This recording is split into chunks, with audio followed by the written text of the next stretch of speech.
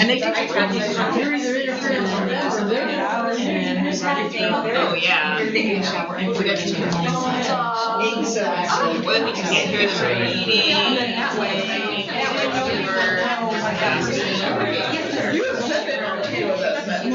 Once it was even us, like, we were like, wait, What enthusiasm.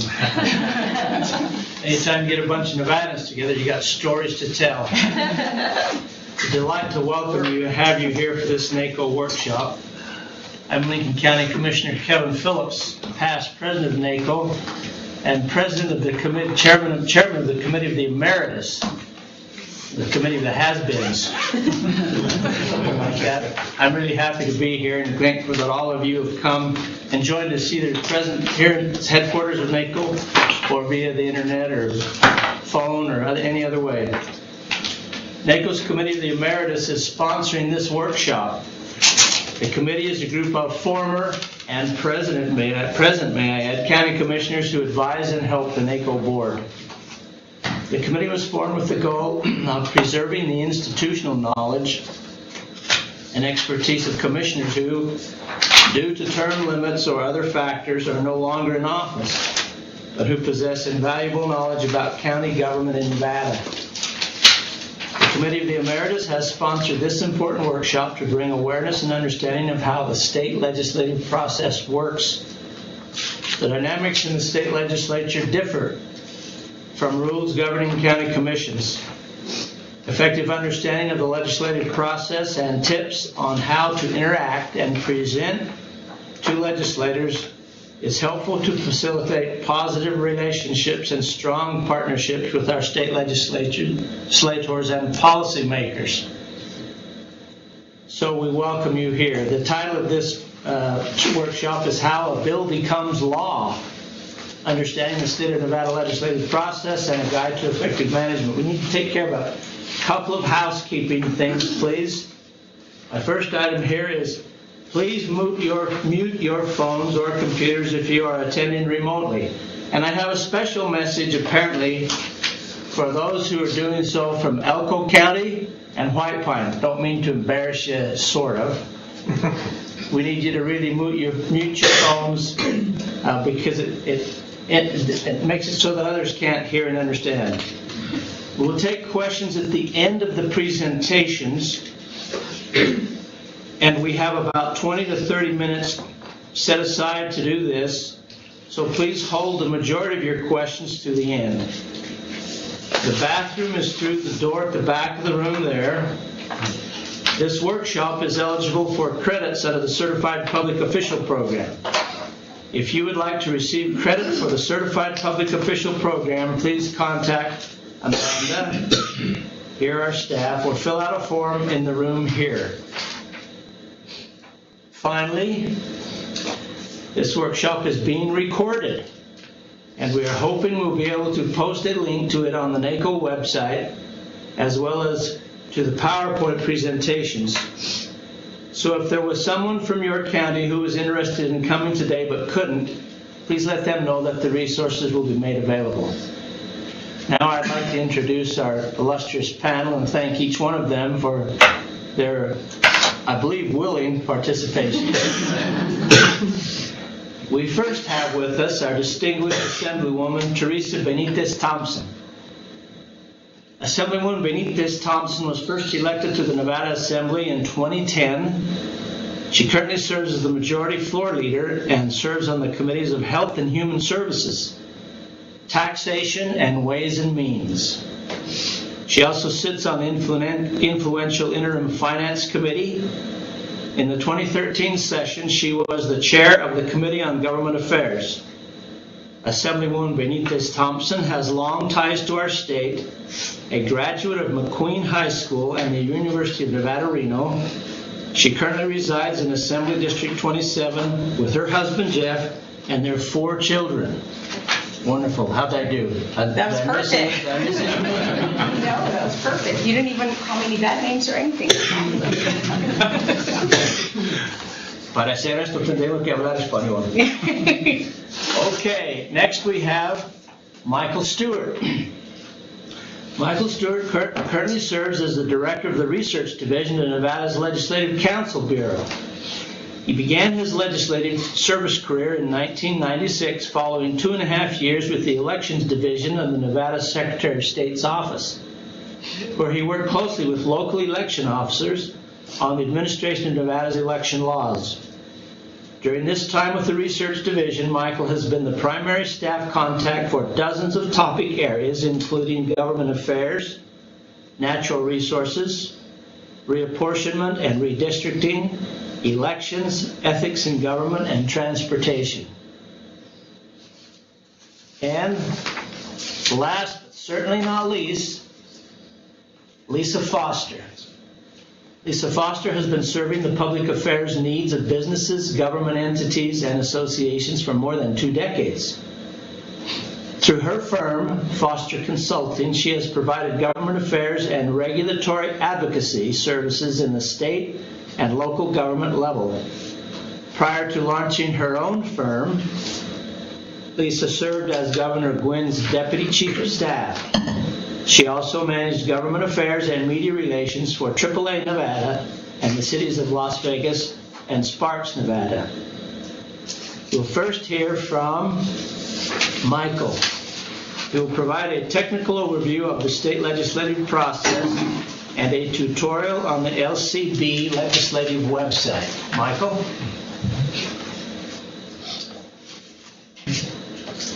Right. Thank you, Mr. Phillips. I appreciate the nice introduction. This is kind of like a homecoming a little bit because I've known a lot of you for a lot of years. Lisa and I go way back. Sue and I go way back to the Secretary of State days, so we've known each other forever. But anyway, so today I'm going to go through a quick PowerPoint. We're queuing it up now just to quickly run through the legislative process, how a bill becomes a law. At the legislature, we call it HOBBLE for short. But while the slides are pulling up, I'll just quickly tell you a little bit about the Research Division and what we do. We are part of one of 5 divisions of the Legislative Council Bureau, and we provide policy analysis, research, and committee staff services. So we're working very closely with our legislators, in particular our chair people during session as legislative staff. And then also during the we provide staff services during the session and also during the interim period as well. So things don't always just stop at the interim. They keep going with ongoing interim studies as well. We have. Oops, I'm sorry. I think I pushed the wrong button. Just the toggle on either side. There we go. Sorry. Oh. I'm used to just push. There we go. Sorry about that. So, no problem.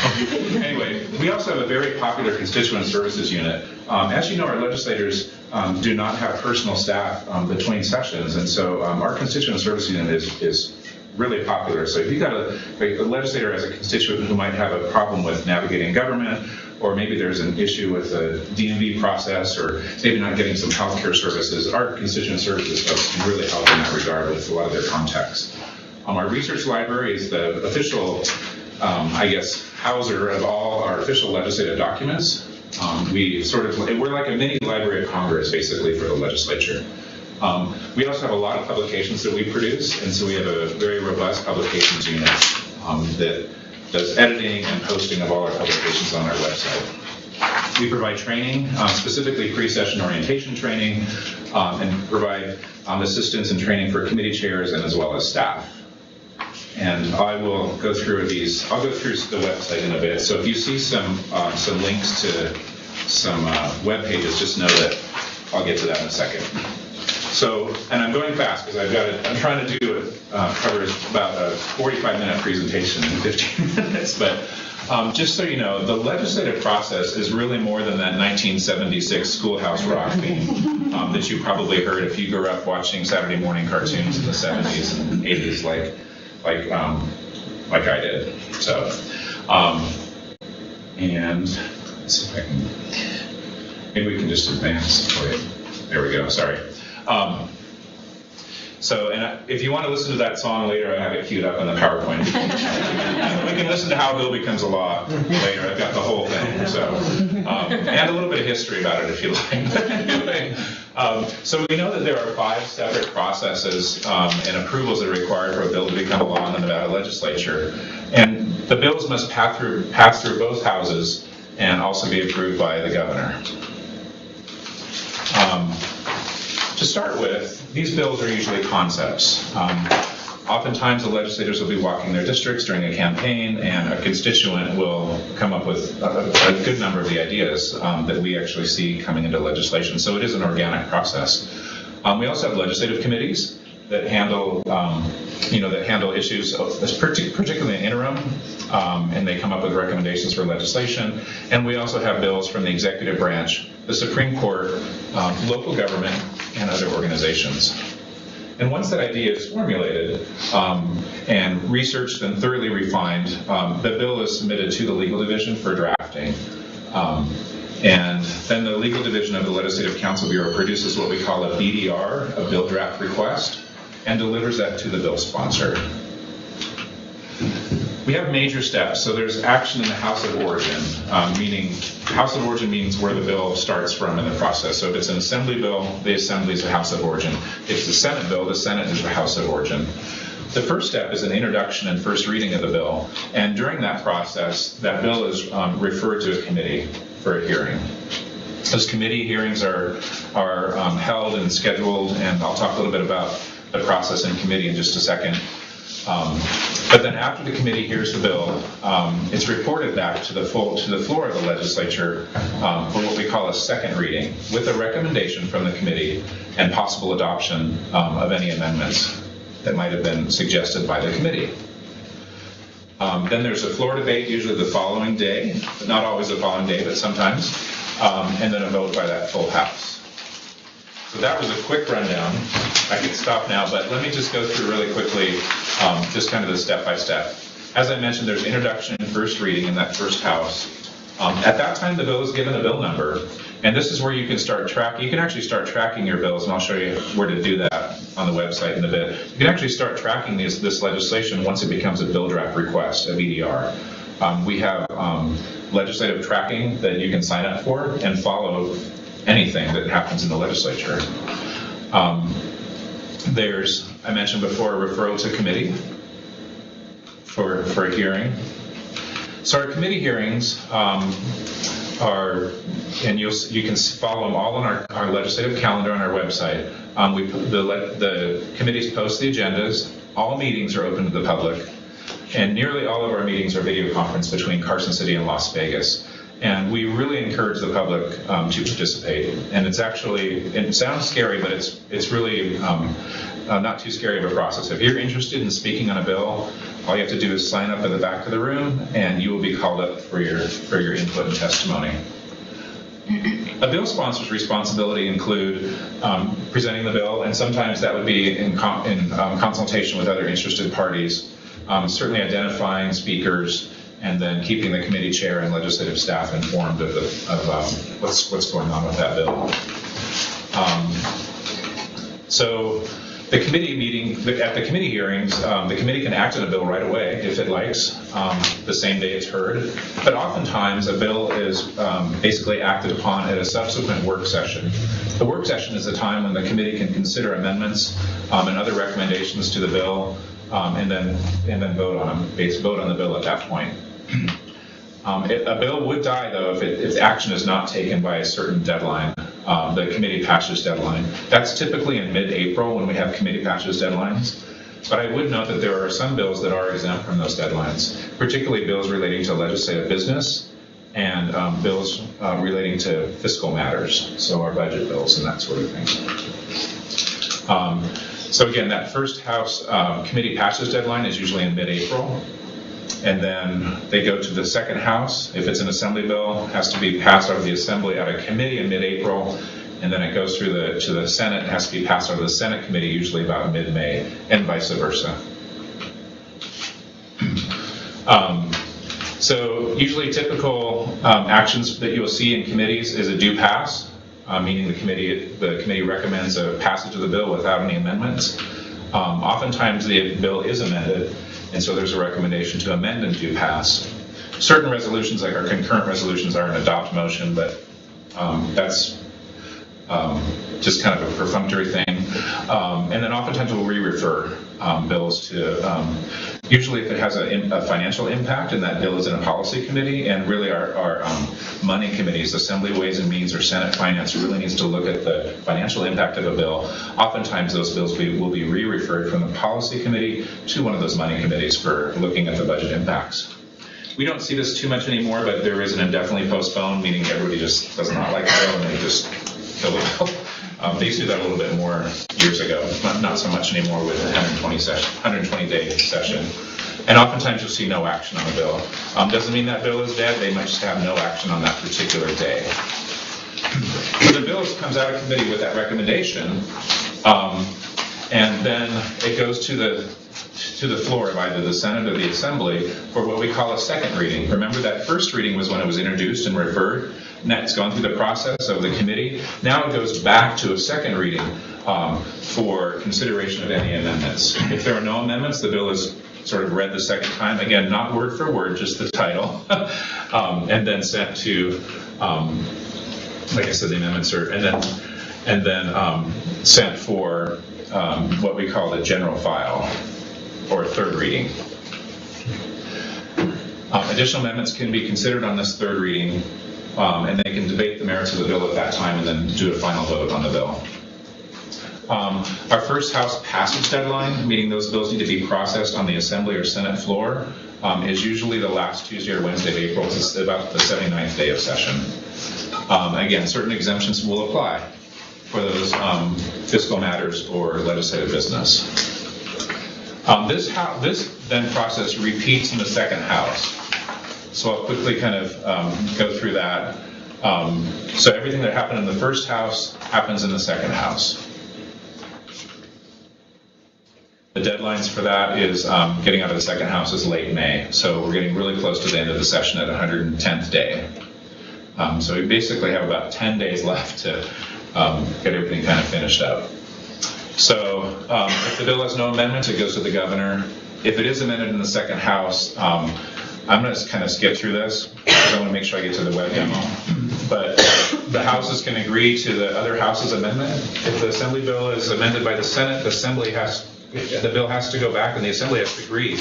Do they want to concur or agree to that Senate amendment, or do they not? If they do not, then the second House has to agree if they want to give up their amendment, or what we call recede. If they do recede, then the process is over and the bill can go to the governor. But if they don't, in other words, one House wants to stick with their amendment and the other House says, we don't like that yet, we go to a process called conference committees. Conference committees usually happen towards the end of the session. And it's kind of a lengthy process, so I'll have you look at your slides on that one. I don't want to sort of go into the details, but conference committees, let's just say that they can either agree on things or come up with further amendments. Or frankly, I've seen it before where the conference committees don't agree on anything and the bill actually doesn't go anywhere. Generally, we do come to a resolution, and something good usually ends up coming out of a conference committee. Sort of the best of both houses, I think, is what you could say.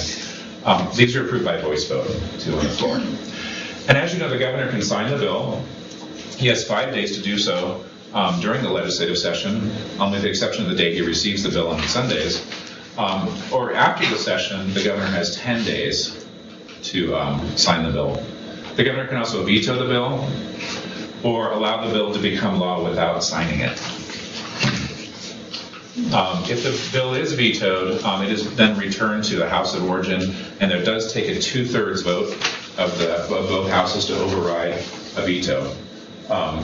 If the governor performs the veto during the legislative session, when it's no longer in session, the bill is returned to the next legislative session.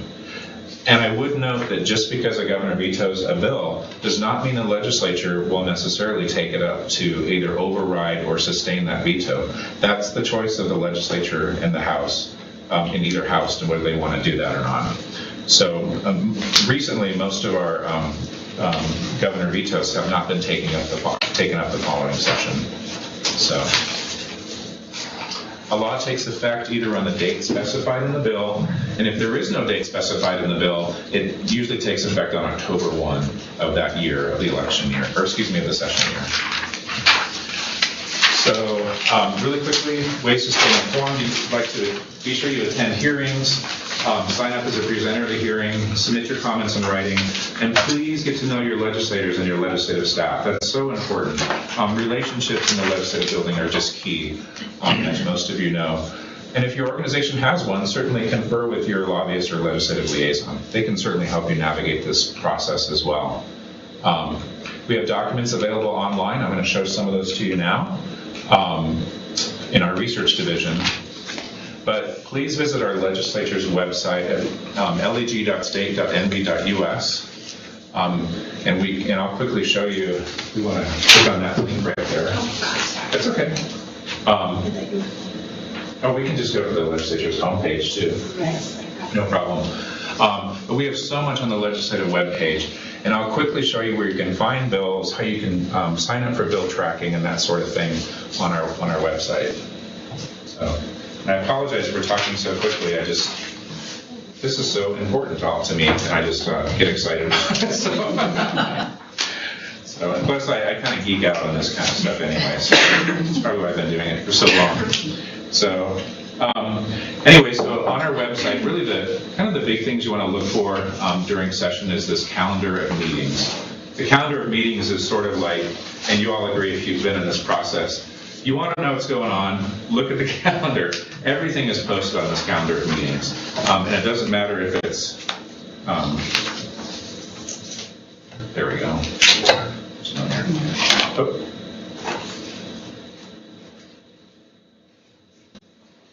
Sorry.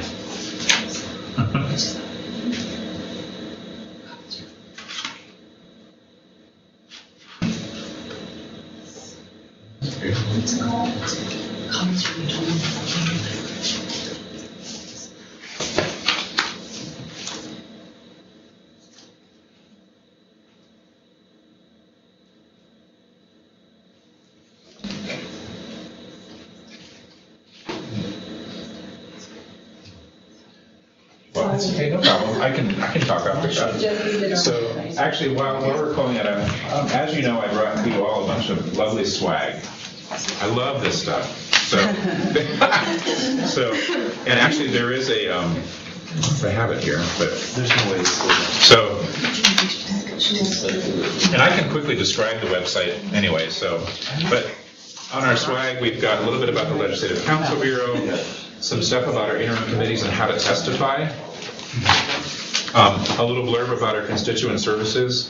So again, and this is open to the public. You do not have to go through a legislator for Constituent Services to help you. So usually the legislators are sort of our primary customers through their own constituencies. But if you have a question from a constituent or anything, you're welcome to call our office at any time. We help everybody. And a matter of fact, a good little sort of bookmark, I like to call it, is sort of our services here at the Research Division, and our policy experts are on the back of this. So reach out to any of these folks, and we're happy to help. I know Assemblywoman Benitez Thompson is going to talk a little bit about some tips for testifying, and we have some of that here as well on this little flyer. And then our research library, and these are probably our most popular publication. These come out the first week of session typically. It's our legislative guide, and it's pictures of all our legislators. If you're visiting the legislative building, grab one of these as you walk in at either entrance to the building, and this will sort of guide you through the building, and it's just a wonderful, wonderful publication. And then what I just talked about, how a bill becomes a law, we have right here in a little flow chart. It should be. Okay. Sorry. Thank you. So, as I mentioned, the calendar of meetings is on that homepage on the top right-hand side. And scroll down. There we go. And you can see that everything listed for that day is right there, and then everything forthcoming is also on the web page as well. So, and you can just scroll down and see everything you like moving up there. The other part of the website that I'd highly recommend you go to, where it says session information on the top left-hand side, you can pick any legislative session. We actually have data going back to the mid-1990s. Back to the mid-1980s on our website.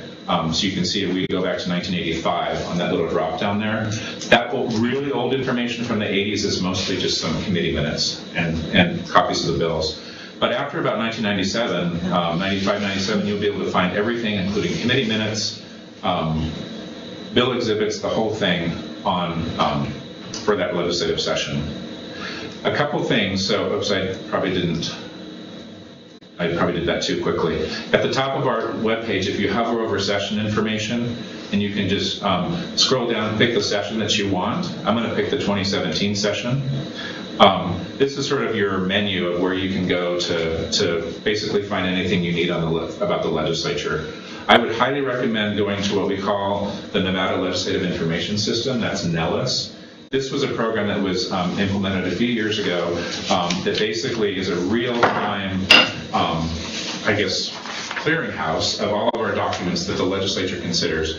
And so you'll be able to see exhibits, you'll be able to see minutes, you'll be able to have links to videos of hearings, and all of this happens in real time. As the legislators see exhibits and information presented to them, it also appears online in NELIS. It's a really great feature. And so, and you can basically click up here in the top left and scroll down and find whatever bill you're looking for. The middle section has budgets, and if you're interested in following a particular committee, you can just scroll down and click on a committee.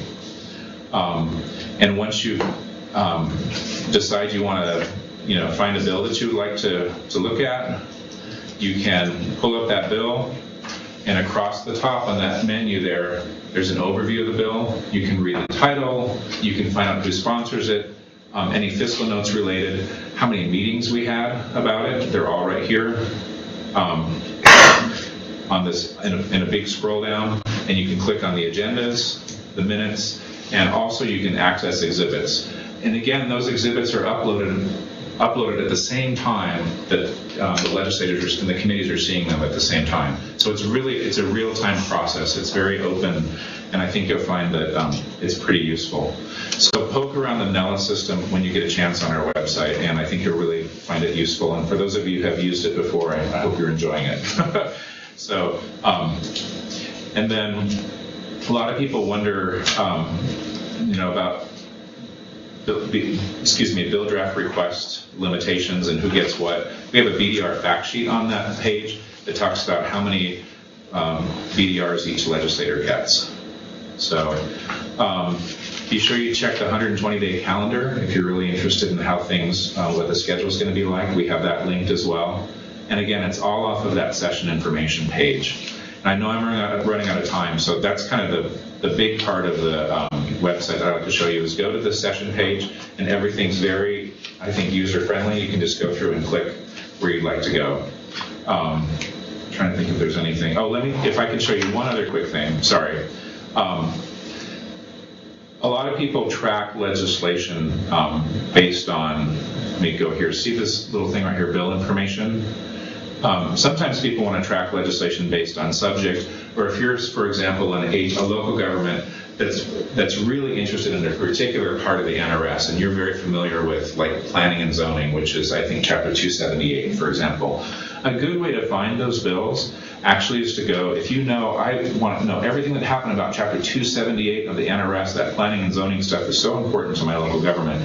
You can click on this NRS sections that are changed by bills, and you can scroll down here, and if you look on the left side, those are all the NRS sections that are amended by legislation.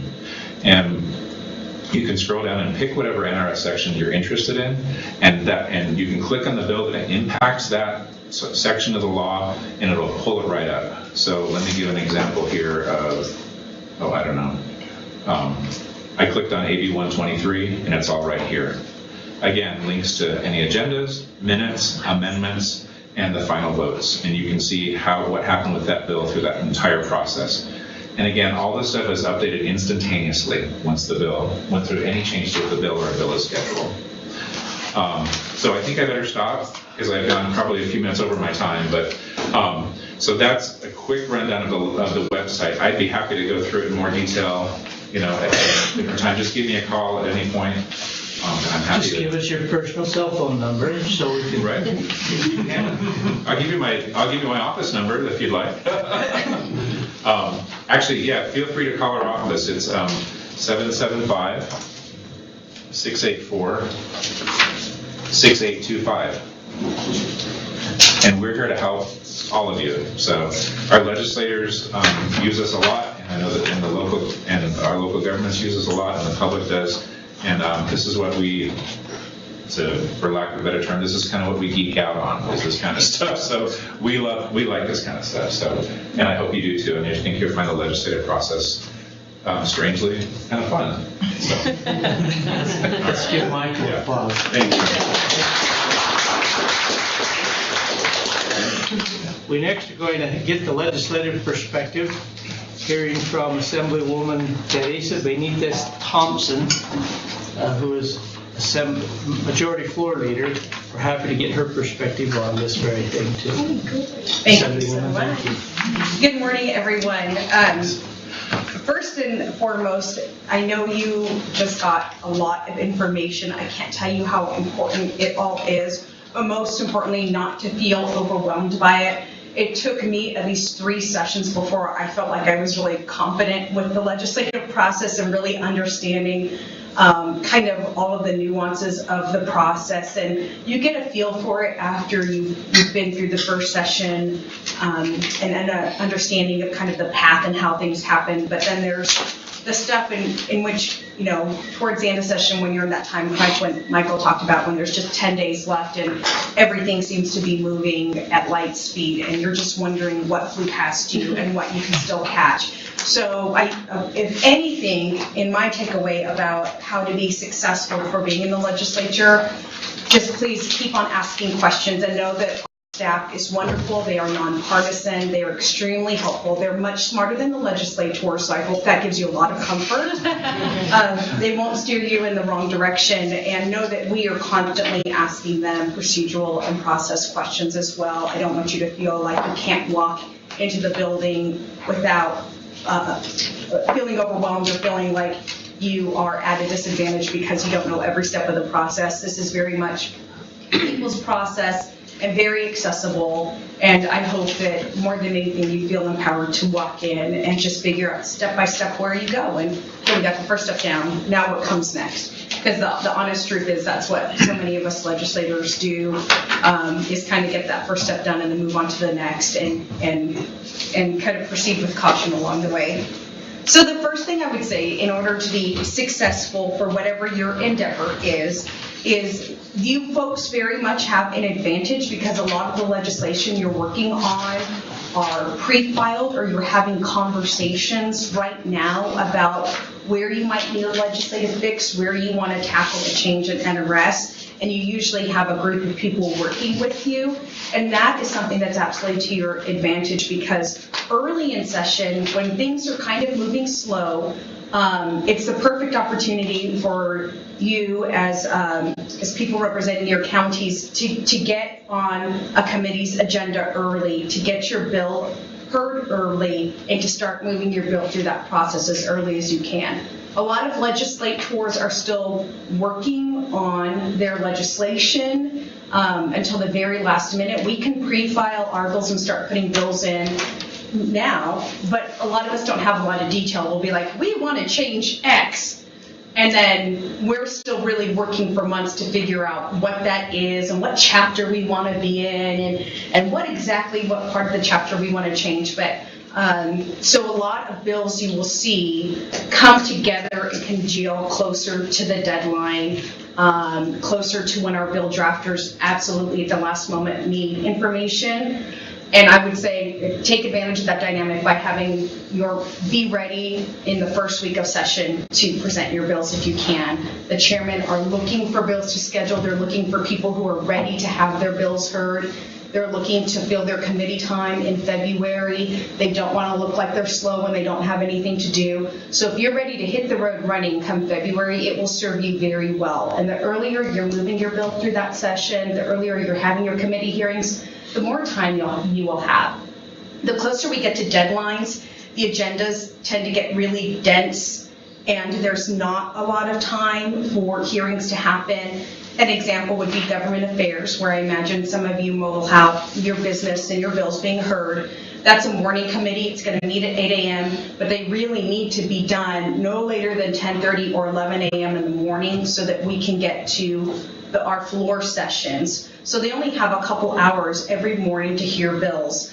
And when you get closer to that deadline in the agenda, you look at the agenda and you have 10 bills to hear, that means everyone's getting like 15 minutes a bill. And so that great PowerPoint you put together with all of your convincing, well thought out reason for why you should have a change in law, the chairman will look at you and say, no, you've got 5 minutes and then be done. And it can be very unnerving when you realize that you're fighting a clock. So the sooner you can get your bills heard, the sooner you can present, the better, because you'll have a little bit of a luxury of time, which doesn't come the later into session that you get. Be sure that you introduce yourself to committee members, especially the committees that are going to be pertinent to you. You most likely will be, I'm sure, in government affairs or tax, a little bit in legislative operations as well, handling election issues. But go meet those chairmen and then meet the committee members and introduce yourself to them early in session. That way they know who you are. Leave your cards with your attaches so that they know how to get a hold of you. They know who to reach out and talk to schedule a bill and to get your information into the committee for a bill once it's scheduled. But make sure you go around and say hello to everyone. I know that when I chaired government affairs, that was extremely helpful to me to be able to know, okay, who's my contact for this county and that county. And of course, NACO is amazingly helpful with that. But NACO will tell you it's always best if they can get you in front of us to talk to us about an issue. And if you can't travel, that's fine. We can meet via phone. I know for a lot of you folks, it's not easy just to drop everything and make your way into Carson City. So if it needs to be a phone conference, I see no reason why a chairman wouldn't be able to accommodate you in that way. A lot of times in the past too, I know NACO's organized days where you come up and they've been very kind to reach out to say, hey, I'm going to have a group of county commissioners in the building on this day at this time, and then we'll work really hard to kind of line up the bills that you want to be able to speak on and testify for that day, so that way when you come into the building, we can help you be as successful as possible in organizing your business and not taking up more time from you than you need. So when you go to testify on a bill, I would say the number one way in which it can go absolutely wrong is if you make an issue partisan right off the bat, when it really does not need to be partisan. There's lots of different kinds of mentalities that can play out in politics, us versus them, state versus county, county versus city, Democrats versus Republicans, rural versus urban. I mean, it is fraught with ways for us to not come together and to pull us apart. I would say please put those aside and please walk in the spirit of understanding how the relationship can be mutually beneficial. There are some hot button issues out there that are always going to be hot button issues, but my experience when I was chair of government affairs is that most of the legislation that was brought forth were technical corrections and really not partisan issues at all. They were about making sure that you were being able to provide better service or more efficient service to your constituents, efficiencies and savings, changing a process, or you realized you have an NRS that's now just really onerous and out of date, and can we rethink why we need this on the books? And so much of the stuff that you do is really just about making your constituents' lives easier, and just share that with us. It doesn't need to be partisan if it doesn't have to be.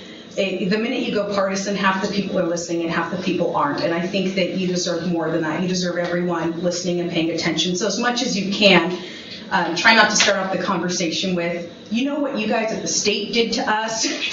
I know you might be thinking that, and the same thing goes for when we talk about cities and county stuff, everyone's, quick to point a finger, and rightfully so sometimes, but the more can come in talking very pragmatically, technically, and specific, I think the better chance that you will have at getting your bill passed.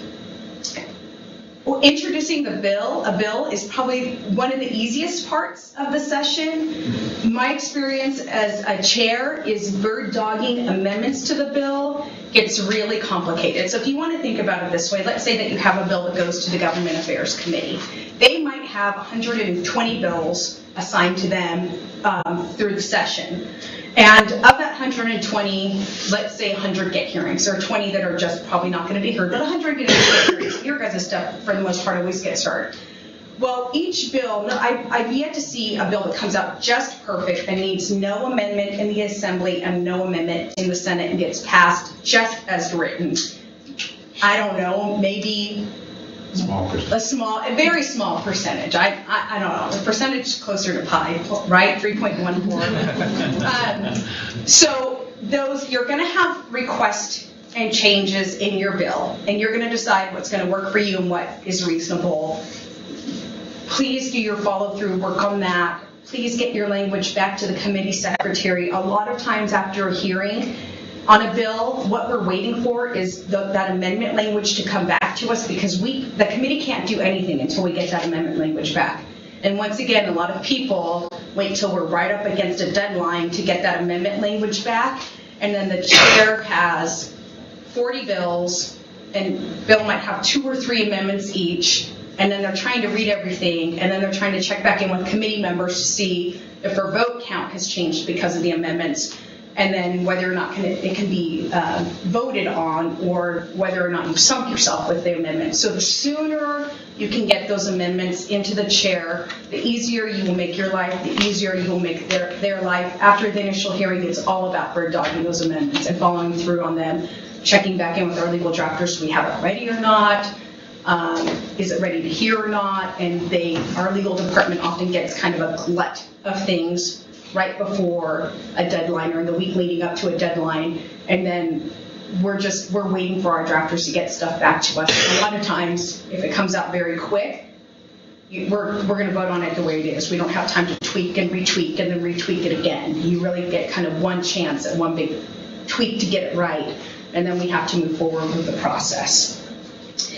Other than that, I think that as everything in life, being kind is important. If a legislator, for some reason you feel is not being as professional and receptive to you as they should be, please let us in leadership know. If you feel like if you've been asking to get on someone's schedule, someone's calendar to have time to talk with them, and you feel like you're not getting a response back, please let us know. Our chairman can get very busy at times, and the later we go in session, the more demands there are on their time. But we want to make sure that they are meeting with everyone. We want to make sure that your concerns are being heard. And so if you ever find that you're really bumping up against a wall and you're not understanding why, please reach out. That's where Daggy can be really helpful too, because we can talk and see what the issue is and what the problem is. Did someone get rubbed the wrong way? It happens sometimes, and maybe we can calm that person back down. Maybe it was, maybe they're dealing with different dynamics on their committee and they're actually trying to get the vote count to where it needs to be. Most chairmen are actually working in the spirit, believe it or not, of getting things passed. They're pragmatic and they're problem solvers, and they want to help with that problem solving process. You might sometimes think that it's not helpful, which is okay, but overall that's the spirit and what they're working on. They're usually not staring you down thinking, how can I kill this? I am ready to tear this person apart. That's not a mentality that I appreciate in anyone who's elected or serving in in government, and I know that you don't either. So be kind, be an advocate for your constituents, be specific when you come up to the testimony table, and more than anything, start early in the process. And those are my tips.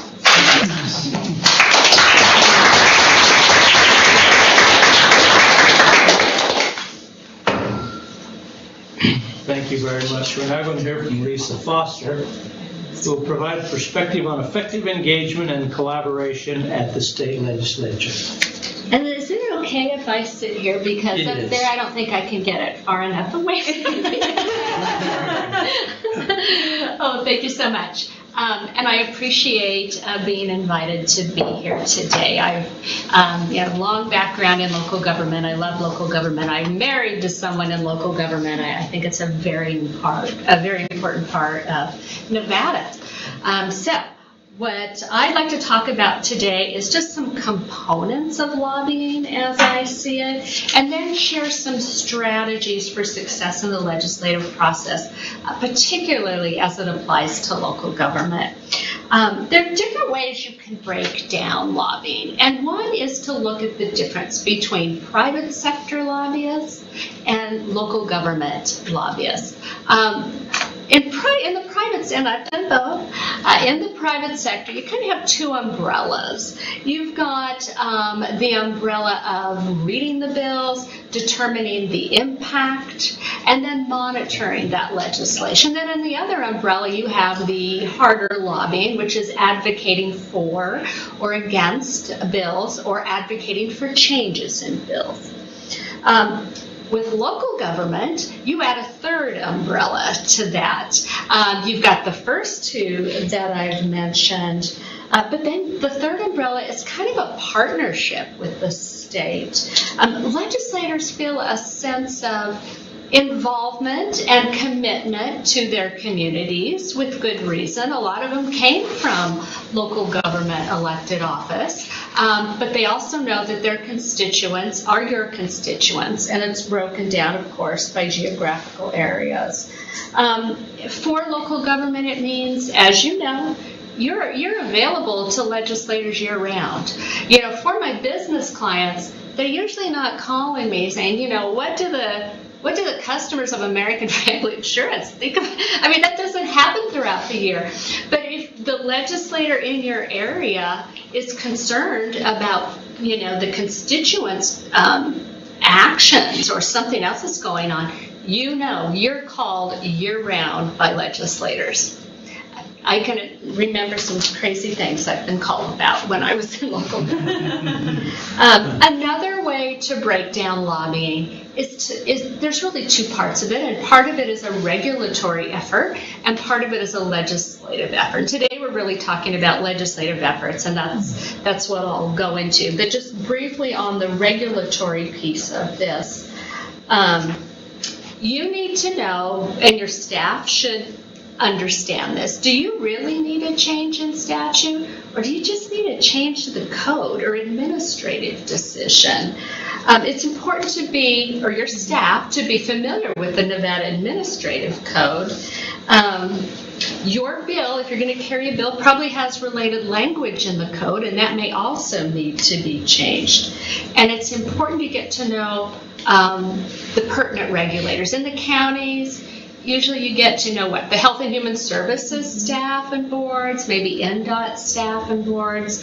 I don't know if you need to get to know the others, but I know those are two of the important ones. So I'm not going to go on about the regulatory aspect, but the bottom line is, don't move forward with the bill if you don't need a bill, if you only need an administrative decision or a change to the code. You'll save the legislators a lot of time, and you'll save yourselves a lot of time. So for discussion today, let's just assume you have a bill. Organized this, and I hope this was right, as I just made a long list of do's and don'ts, just from my experience. The most important ones are the ones that the legislator has told you, because they're the ones that you need to lobby. But I'll just talk about some things I have found to be helpful. First of all, it's important that your staff clearly outline for the elected body the operational or fiscal problem that really needs to be fixed. It needs to get pretty specific so that you can actually fix this problem. And it's important to get to know the appropriate legislative staff. You guys are lucky to have met Michael today. I've had to turn to him for a long, long time to ask a lot of questions. So you all are lucky to get to know him. It's important to get to know who's going to get you that bill draft request form if you're going to have a bill, so that you can complete that properly and get it there. It's good to develop a legislative plan early in the process of lobbying your bill. And that plan should have a timetable. When is that BDR form due?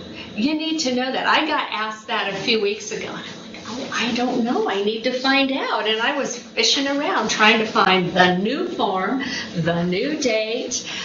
So make sure that that's kind of the beginning of your whole process, is getting that bill draft request form done. If you're drafting a county resolution to decide if you're actually going to go forward with a bill, which when I was in local government, we did a resolution at the city council level each time. You need to make sure you don't miss out on getting on your county commission agenda. You got to time that part correctly.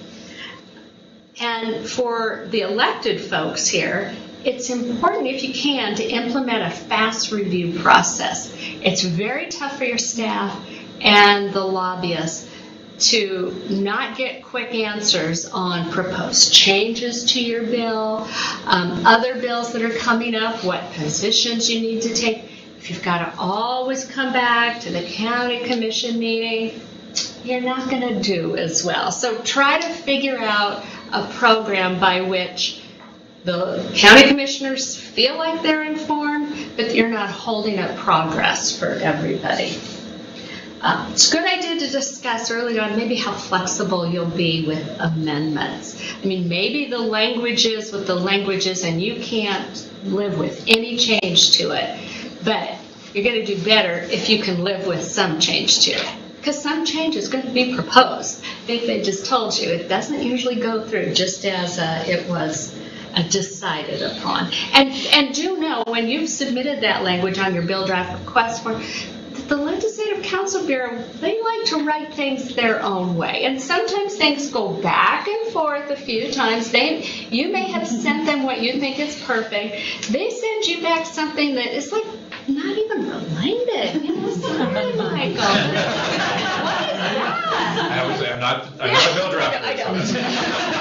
So then you kind of go back and forth until you end up with something they can live with within their parameters, and you can live. So just be prepared to be as flexible as you can be. Know the political landscape. And that means, as the Assemblywoman said, don't look at everything in a partisan way. But you need to understand the political landscape, and don't be proposing something that the majority party would never go for. I mean, why waste your time? I mean, maybe you can just do a piece of that, and you need to have some consultation on that probably. So just remember, there is a political landscape, just like at the county level, and the legislative level. There's definitely a political landscape you need to understand. As you're looking to try to build your group of supporters, it's important to evaluate the impact of your bill on other counties and on cities. Figure out, are the other counties going to be in favor, and are they going to help you? Are they going to be unaffected and stay out of your way? Are other counties going to be opposed to you and really try to kill the bill? And the same with the other cities or other smaller local governments that may be affected by your bill. And it's good, in my opinion, to always elicit NACO's input on things. And I think that, you're a member of NACO for a reason, and you can use NACO, whether it's on conference calls or small meetings or whatever, to try to sell your idea.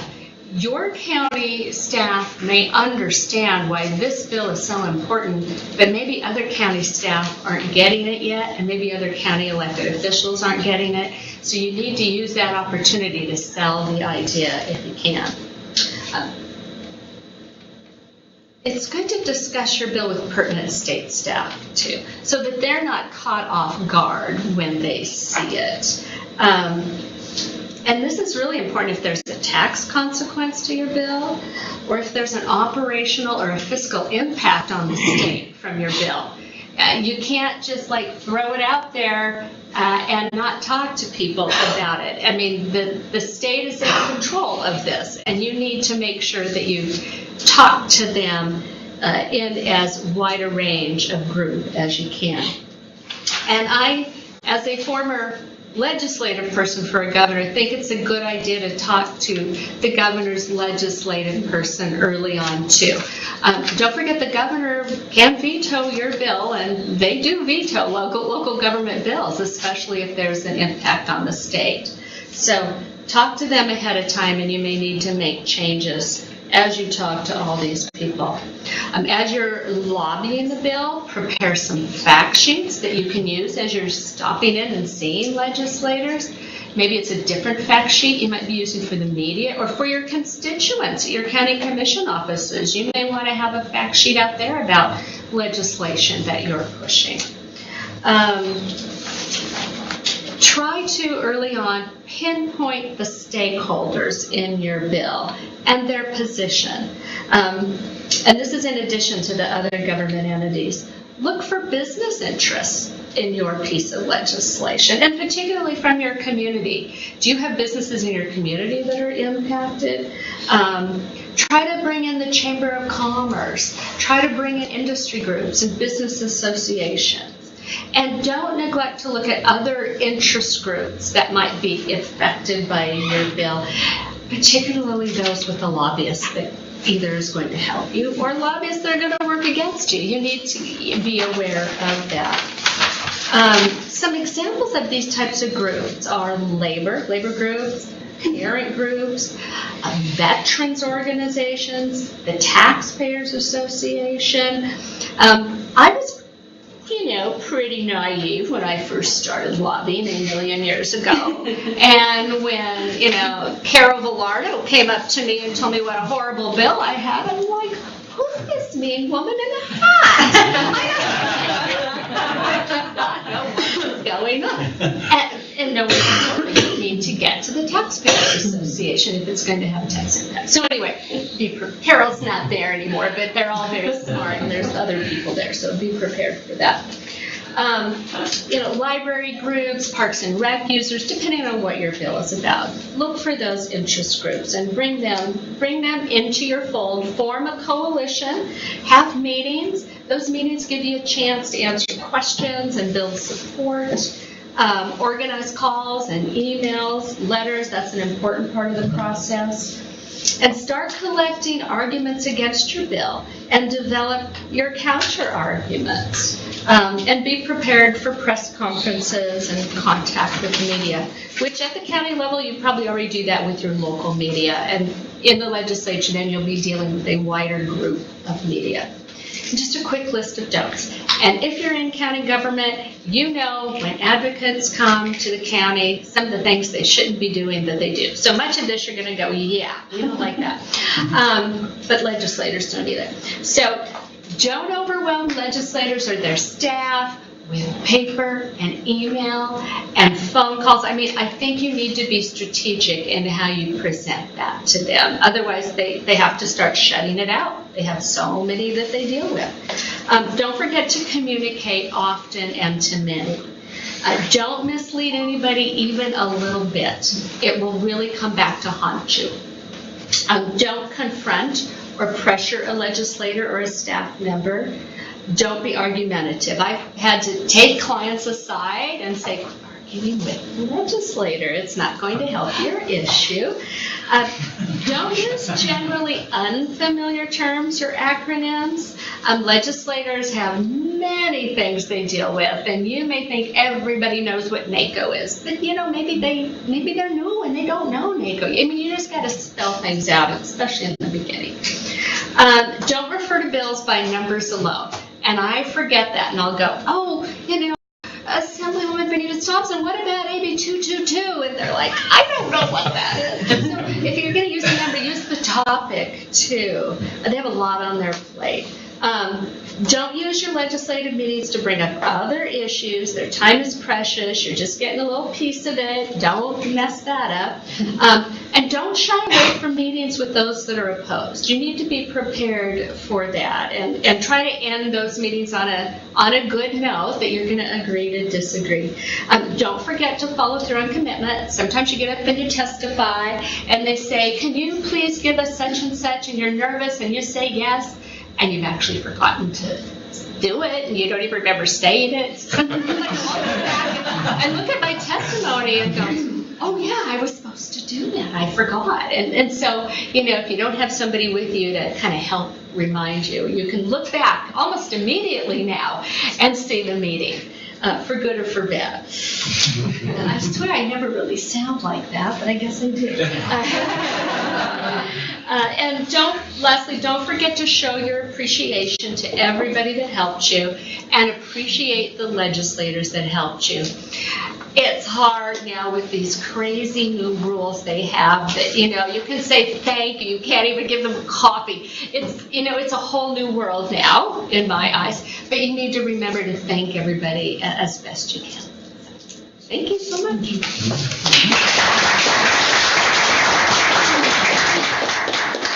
I wished I'd have had this tutorial 40 years ago. I returned from college and started my public service work as whatever the powers of be asked me to do. That was really great, and thank you. We're going to have questions now for up to a maximum of 25 minutes. We'll put it at 11:30, so fire away.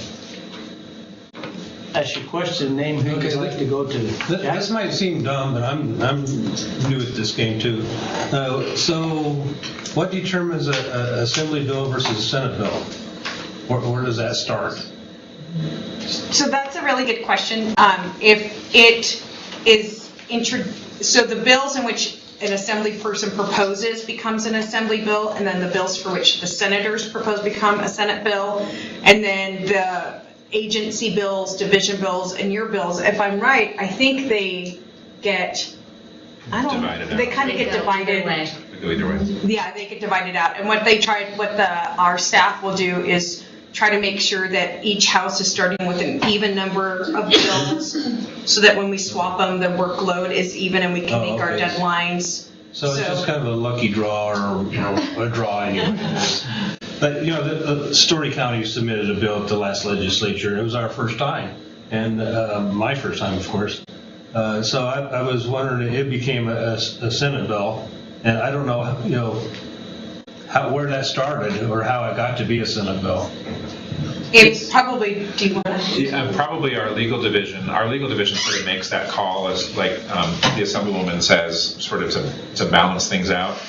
I will say, though, if you have a specific desire for a bill to start in one house or the other, you could certainly check. You could call our staff, the legal division, and say, if at all possible, can we start this as either a Senate bill or Assembly bill, depending where you think you might have some more support. But it still starts out as a BDR. It still starts out as a bill draft request. That's correct.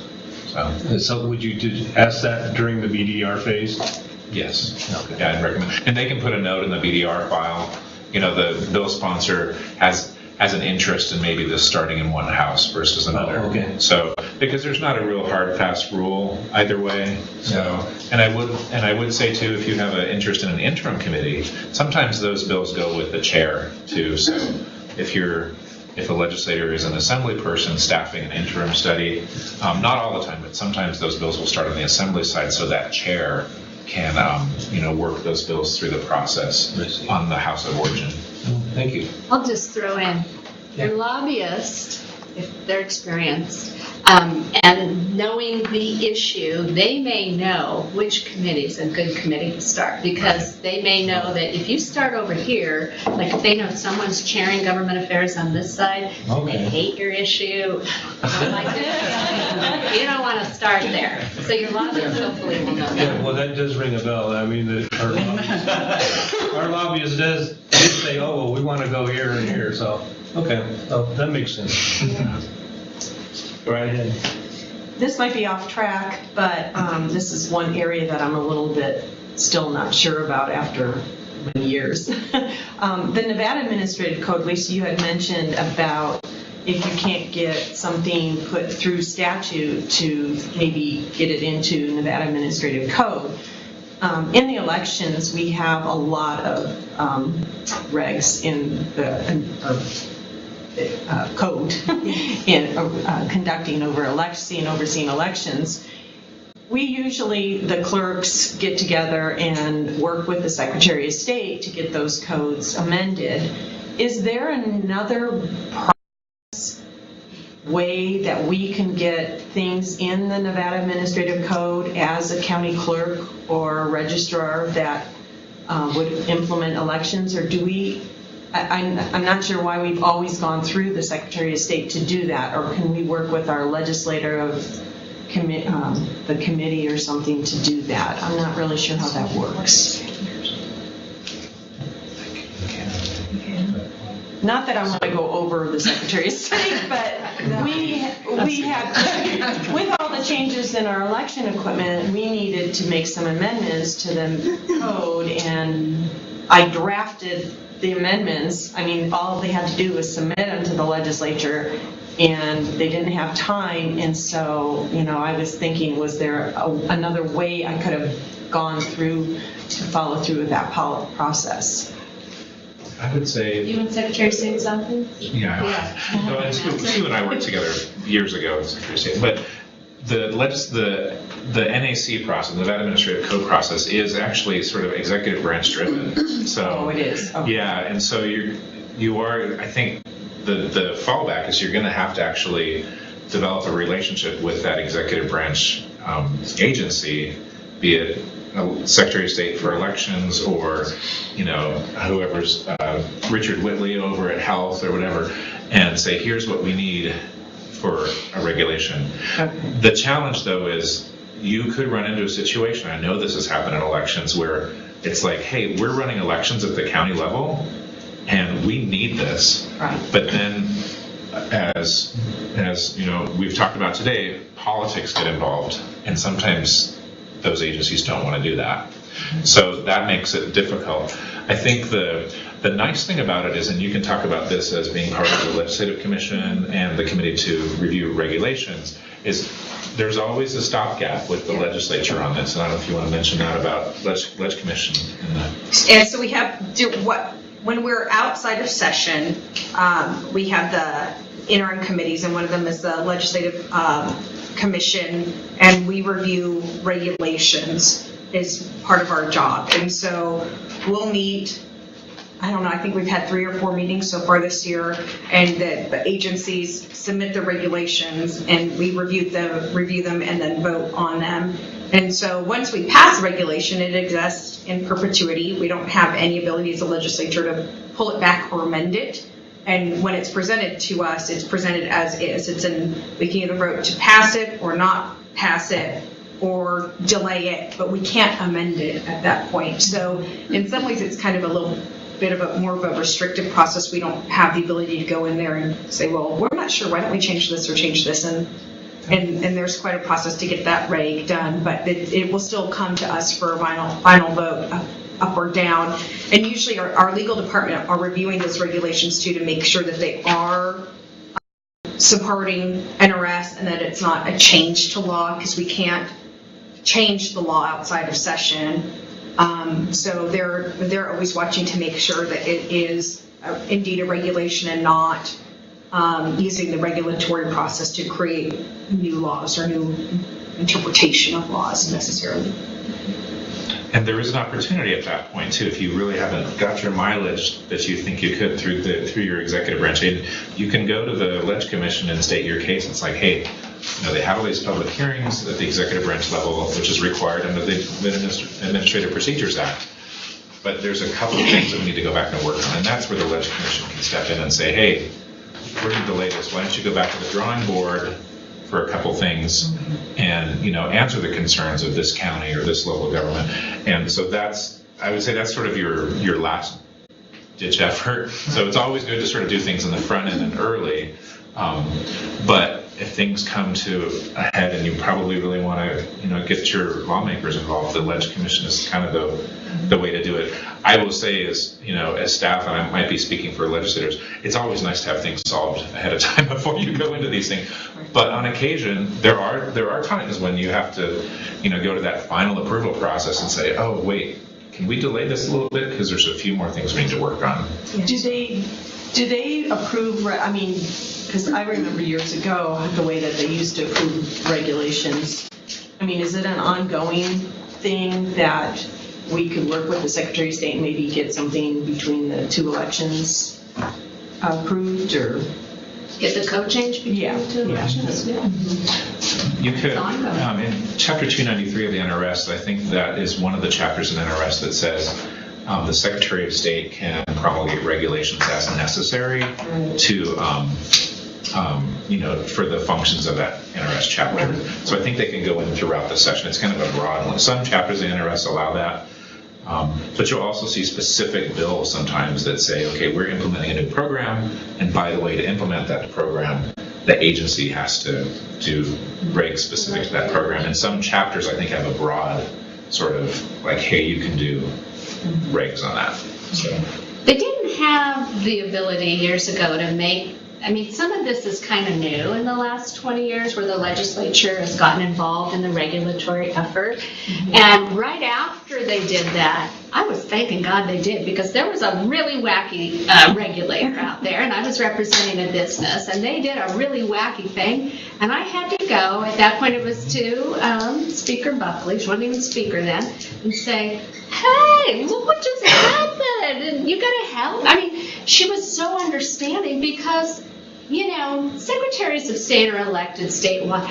There are some regulators, and now this position I'm thinking of, that is, the position doesn't even exist anymore. There are some regulators that, they've had a lot of power handed to them all of a sudden, and maybe adopted some regulations that are really wacky. And so there's a stopgap thing right now that's a good thing.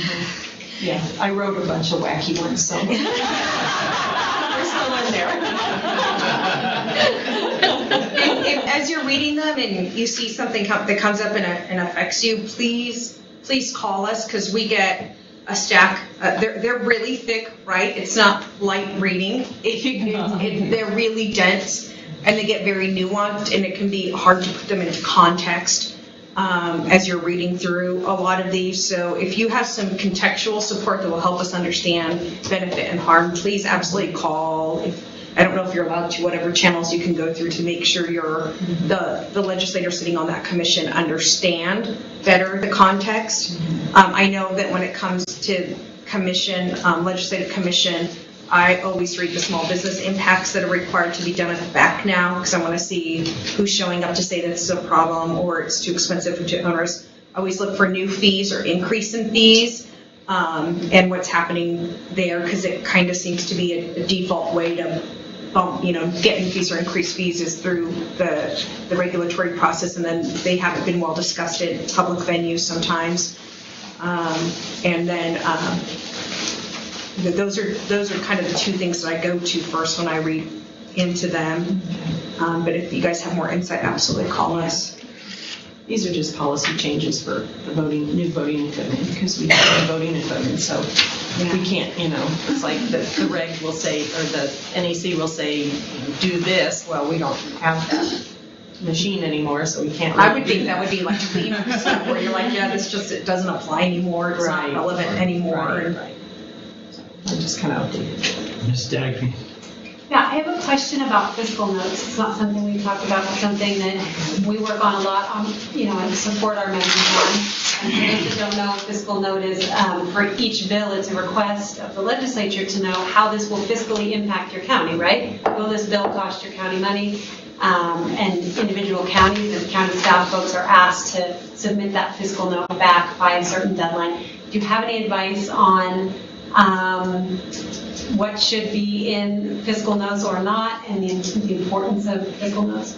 I would say this. So as a legislator, I I don't ever want to I do not go set forth intending for there to be unfunded mandates. So if there's going to be a fiscal impact, I always really want to know. And then I want to make sure that we're staying specific to what the change of the bill will be. And then if I have to advocate for money for it, I will. I figure like that's my job to go out and find it if I really want this bill changed. But I think what's hard is, in my experience, and this hasn't happened from you folks, it's happened more with some of the state divisions, is I have a hearing on a bill and the fiscal note isn't submitted until the very last minute. So I'm getting ready to testify on a bill, and then I figure out, oh, there's a fiscal note there. And I'm like, well, I didn't know that was going to cost $10 million. And normally it's an interpretation. Like once I talk with the person, I can say, well, what I'm looking to do is this, and it should be a quick, I envision it being implemented like this or working like this. And they go, oh, well, we don't really need 10 people to do it then. We could probably just have our, one person. And so normally that conversation to make sure that the legislators' intent is really matching up with that fiscal note is important. A lot of legislators will get upset when there are unsolicited fiscal notes, just because sometimes they feel like a fiscal note is being attached to their bill to try to kill it, because once you attach a fiscal note, it's going to go into Ways and Means, and there's a whole other separate process, right? And I would say if you feel like you need to submit an unsolicited fiscal note, just make sure you're having a conversation with that legislator before it just pops up on their computer and they're like, well, what is this? I didn't, and just talk with them and say, hey, the way we're reading this is what it would cost. Is that what your intent is? And normally they're going to be willing to work with you because they don't want unintended fiscal consequences for the most part more than you do, because as a legislator, I can hear a bill and like an idea, but if in opposition, people come up and say, yeah, this is a great idea, but guess what? This is going to cost us $5 million and there's no appropriation for it. We don't have the money for it. I'm less likely to support it, even among my own colleagues, right? So,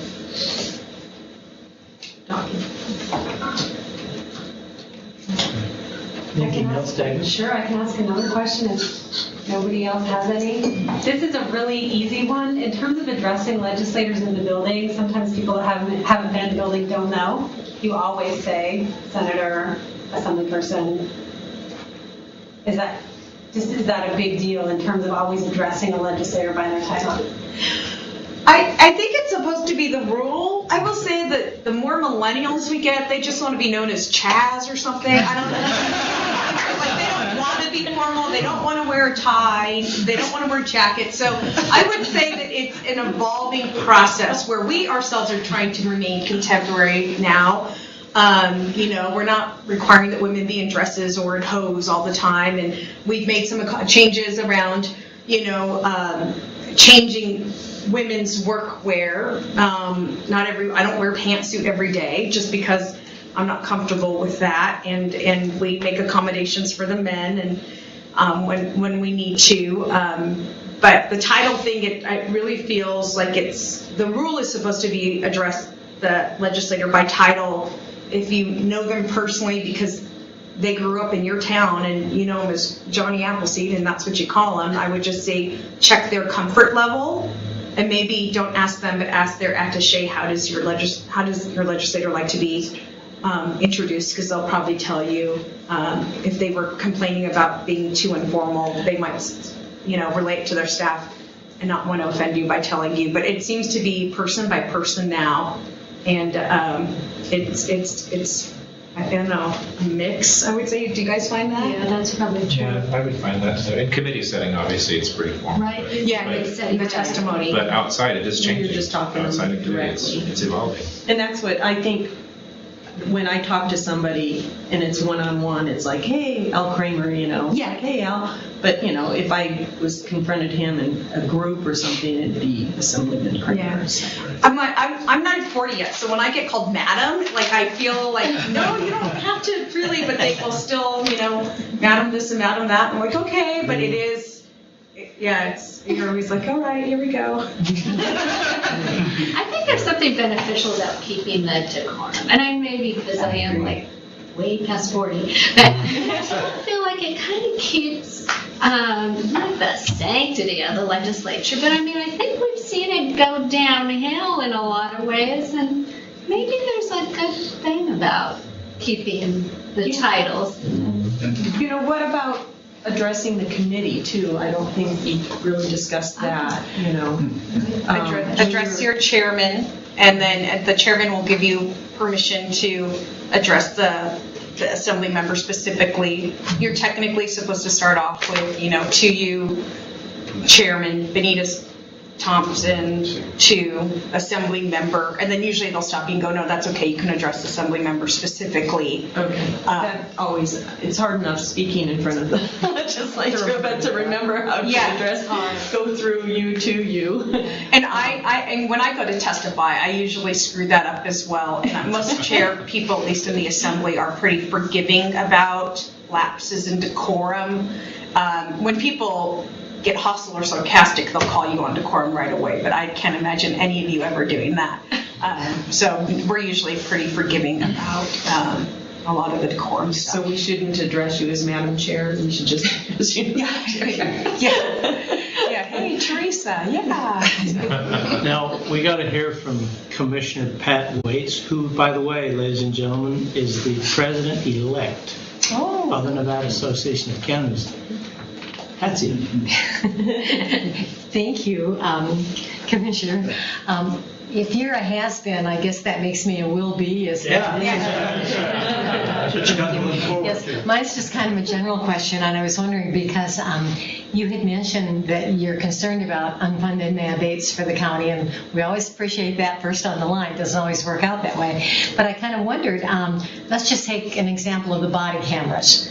So you say, okay, you're looking at this bill and all counties are going to have to provide body cameras.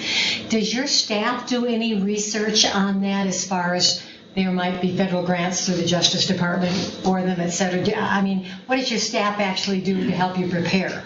So there's a lot of that information that comes in, and so whether it's our staff, but typically proponents of the bill and others will come forth and talk about, here's some grants that might be available, and then here's going to be the cost that's left over. And there's kind of two conversations, which is what is the startup cost to get this thing going kind of in the next 2 years, and then for the longevity cost that might be associated with every year software or replacements and stuff like that.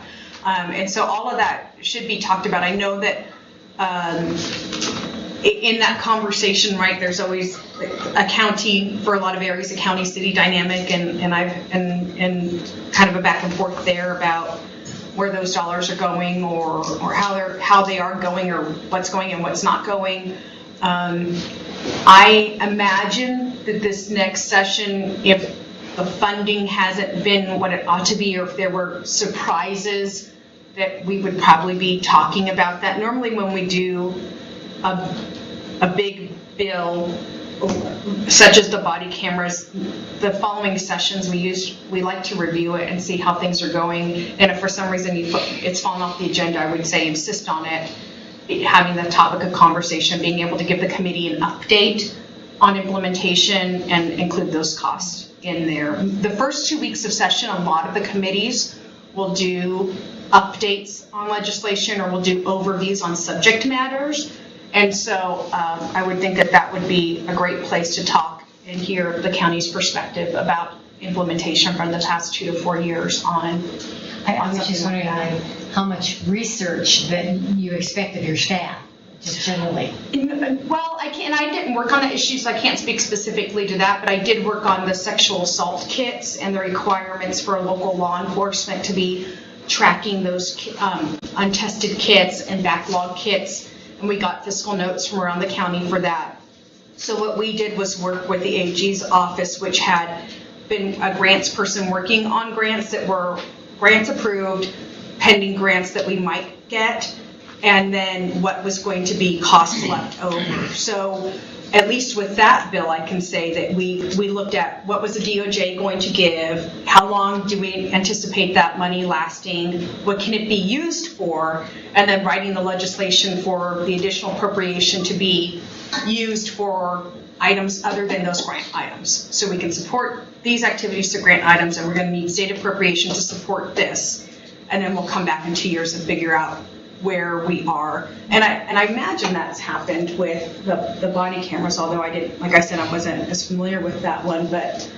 We often, staff will often get asked by the bill sponsor for background. We actually assist with testimony too, so sometimes we like to put in, especially if there's a fiscal impact, other ways, that money might be acquired or used for, paying for a particular program. So, and a lot of times we have done work for the legislator, and we have confidentiality requirements at the Legislative Council Bureau. So sometimes the legislator will already know. And if we've done work specifically at the request of a legislator, we don't divulge what we've done for the legislator, unless it's something that you can find like on a public website. I can direct somebody else to that. But so we hold those confidentiality things pretty closely. But oftentimes, a lot of that stuff has been researched, and we've provided that to the legislator or whoever else, anybody who's asked. But we're careful not to release that until we check with the bill sponsor. So, yeah. But I would say one thing too: if you are testifying on an issue like body cameras, it's perfectly fair to bring up those cost concerns during testimony and say, hey, I don't know if this issue has been researched, whether it be a healthcare cost or indigent care or whatever. This impacts my county. I believe, legislator or committee, that there's an avenue here you could look at for, funding, and here's how we can sort of solve the funding impasse. Why don't you take a look at it? You can certainly bring that up in public testimony on a bill. So, and that would actually most likely trigger your staff person who's sitting next to the chair to start writing down that, and we're going to probably look into that and share it with the chairperson later when they get to the work session. So. Well, ladies and gentlemen, we appreciate your attendance. You either are here, and those of you that perhaps are on the phone or other means. Our next Emeritus workshop will be held July 20th, and I don't recall the subject matter. Can you do that? I think this will be our fourth workshop of the interim. We've done 3. This is our 3rd, and our 4th one is going to be on natural resources and public lands, and I believe it's on how to write a county natural resources and public lands. That is correct. Thank you so much. See, our staff person is an immediate and she knows everything. This is also a friendly reminder to everyone, April is National County Government Month. We'd encourage all to visit the Nevada Association of Counties Twitter page at NVNACO for daily information on how counties are working to strengthen communities and leverage partnerships with our state and federal policymakers. Let's give our wonderful presenters a final applause.